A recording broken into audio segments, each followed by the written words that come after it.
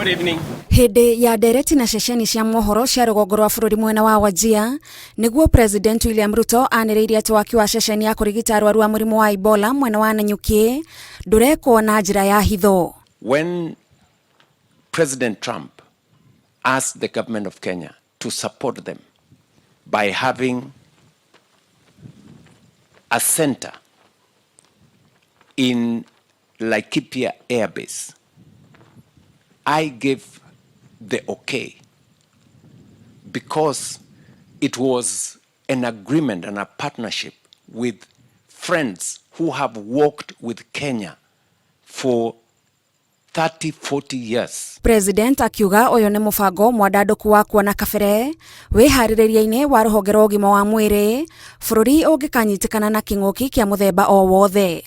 And these facilities are meant to make sure that there is proper screening, and if there is any positive identification of people who have Ebola, then immediately they are isolated, they are treated so that we avoid any spread of the disease. Ateteire unyitanĩri uyu wa bũrũri wa Amerika agitarĩria atĩ nĩ unyitanĩri wa mũrata ũtirithanĩtie na bũrũri wa Kenya maũndũ-inĩ ngũrani megiĩ ũgima wa mwĩrĩ. I can assure the people of Kenya that the agreement between the government of Kenya and the American government is for the good of our country and for the partnership that friends like the American government have demonstrated to us over time.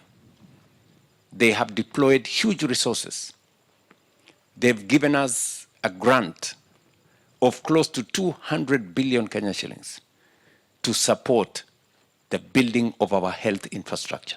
President augite bũrũri nĩ wĩharĩrĩirie wega na mũthenya andũ matanyihiire 3,000 nĩ marathũrimwo cingĩrĩro-inĩ cia bũrũri na gũkinyĩria rĩu gũtirĩ na riboti o yothe yandĩkithĩtio ya mũrimũ wa Ebola gũkũ bũrũri-inĩ. We have deployed every arsenal that we have to make sure that we protect Kenya, that we deal with the challenge. We have made preparations for isolation units, for surveillance, for treatment.